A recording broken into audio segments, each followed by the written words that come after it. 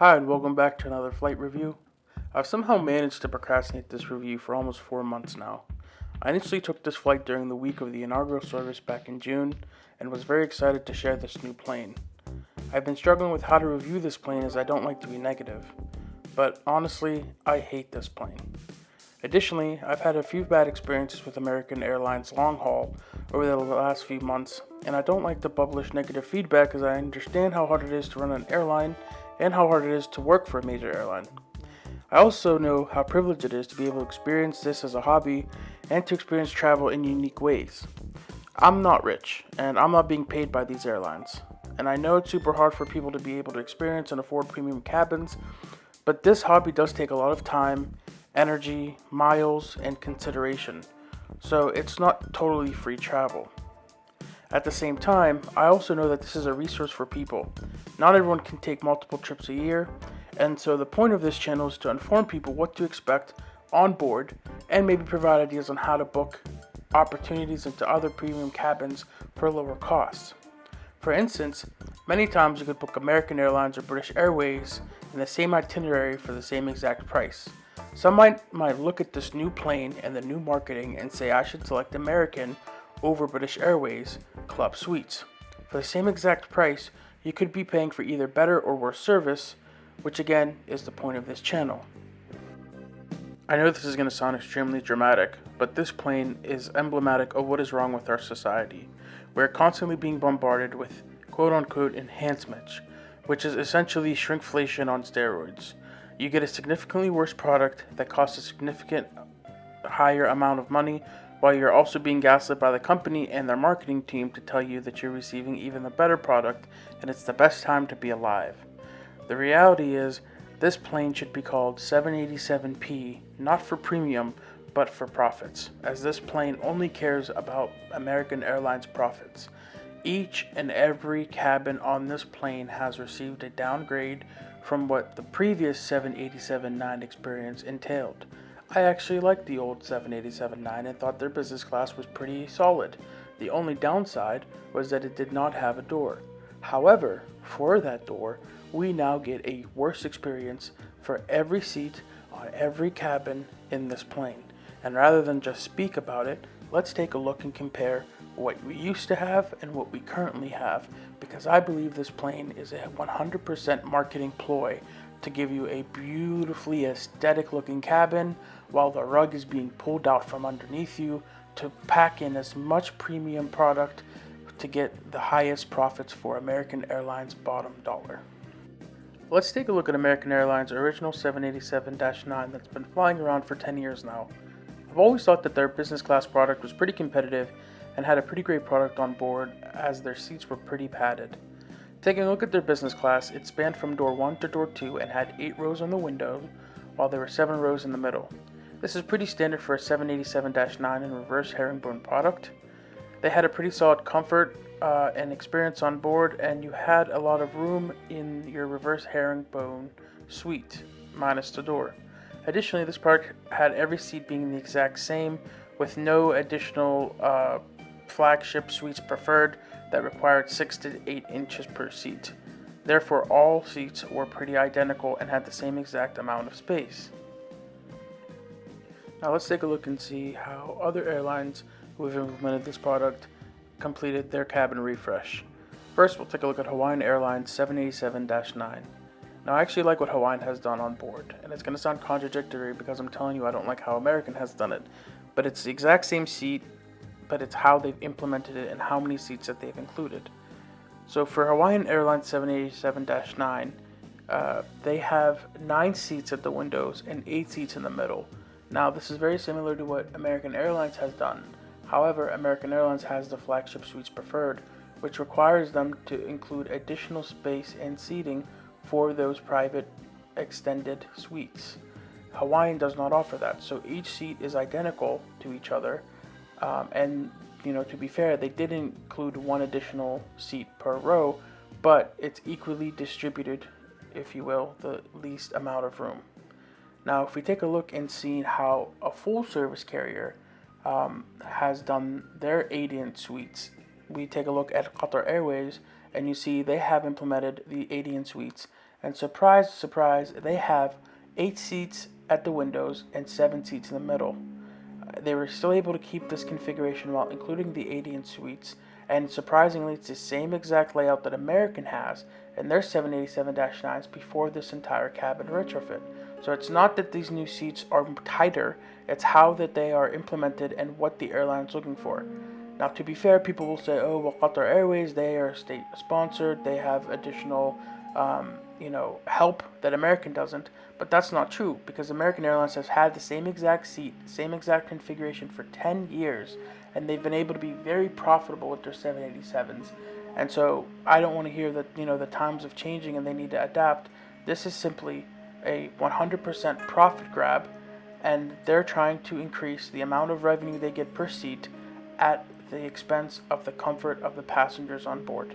Now, enough talking about what's out there, but I felt that it was very important to take a look at what's being completed by other airlines and what American has.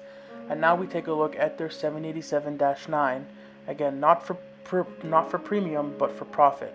So we take a look and we see this looks very similar to what Hawaiian has offered. There's 9 seats at the windows and there's 8 seats in the middle.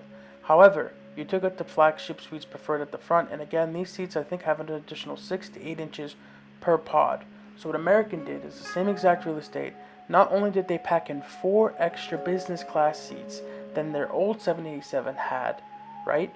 They also added a whole new sub-cabin of business class that they plan on charging extra for that requires additional space that takes away comfort from the remaining passengers who, honestly, have paid a premium because they're marketing this as a premium product compared to what their old product has. And so you get this flashy looking cabin, you get this closing door that's so revolutionary, even though airlines have had closing doors for 10 years now, and you're really losing that comfort on board. And so when we look at these pictures and videos of what it looks like on board, this, in my opinion, is an awful product. I would hate to fly this plane. I've actually gone out of my way to avoid flying this plane after I took this initial flight. And I don't want to fly this plane for 16 hours. They plan on putting this from Dallas to Brisbane, which is an over 16-hour flight. That is brutal. It's painful flying this across the country from Chicago to LA or Chicago to London. I would hate to have to fly on this packed, configured plane all the way over to Australia. And then lastly, as we just move through the remaining configuration, they did add additional business class seating behind the second door. I don't have specs, but I'm assuming it's the same density, if you will. The other part that I really felt was very disappointed on is premium economy. Now, on paper, premium economy looks to be an improvement. You get leg rest now, you have the winged headrests, and it looks like it kept the same pitch as the old product. But all I can say is being on board of this plane, it is much tighter. It is extremely less legroom. The seats feel tighter together, and it is not an improvement at all, which is really sad because premium economy for the space is a great value, and airlines make a lot of profit from premium economy. And again, it goes into the whole profits thing. They just want to pack in as many people as they can, regardless of the comfort on board. Now that we've looked at the overall schematics of the planes and compared it to other carriers, let's take a look and compare the old 787-9 to the new 787-9P and take a look and see where my frustration is coming from, because I think it's best to just compare the two products. So this is a normal flagship suite. You can just see it's very compact. It's very close to the seat in front of it, and you really feel limited in space. Like, this is me in a reclined position. My knees are touching the wall of the seat in front of me.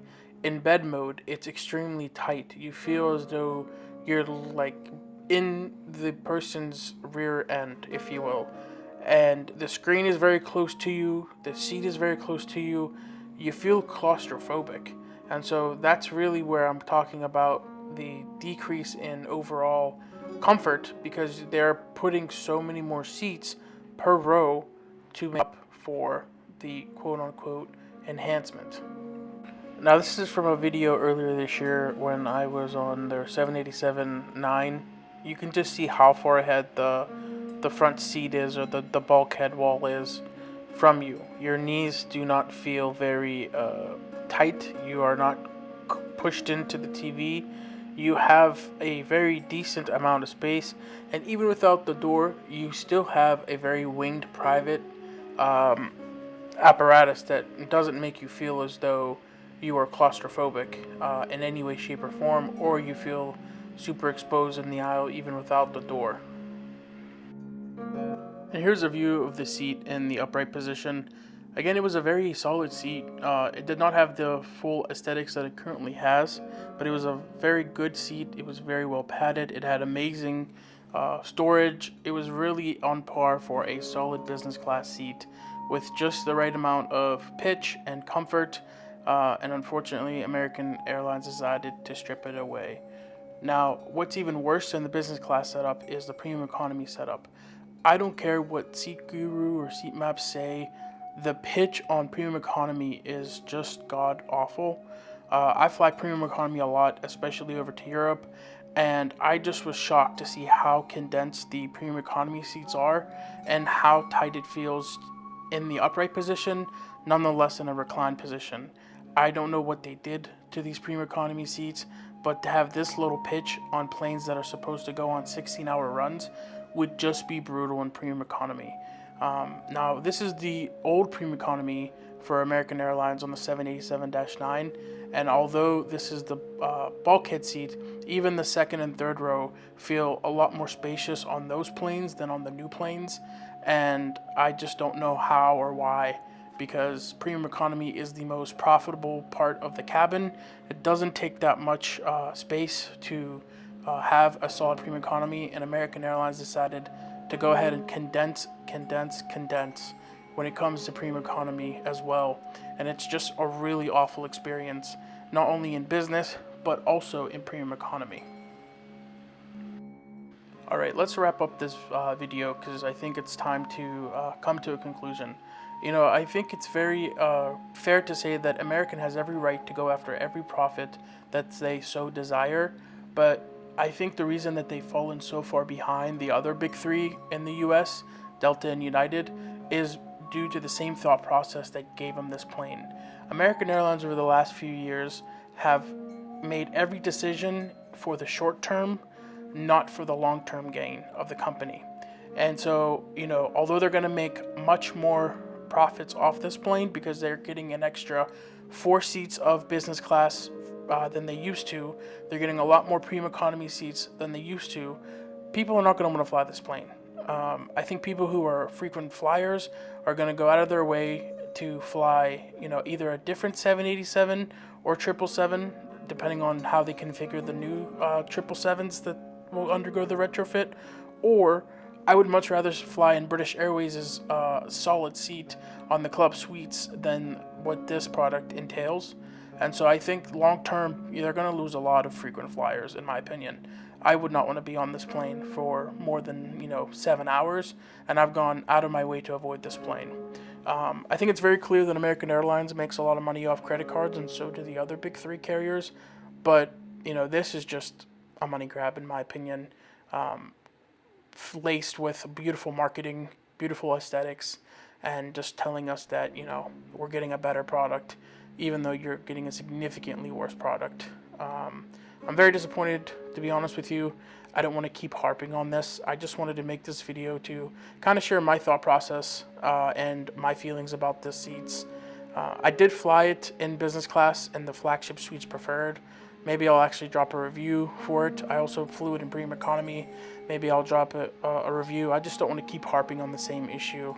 But I also wanted to be fair because every review I've seen has really focused on the flagship suites preferred experience, which is a solid upgrade. However, there's only 8 of those seats, and American plans to charge a premium. I think every other seat in the cabin just received a downgrade, and so I think it's important to not only make this video to educate fellow travelers, but to also kind of acknowledge that this is going downhill for American, especially considering that United announced that they're going to basically adapt this for their new 787s.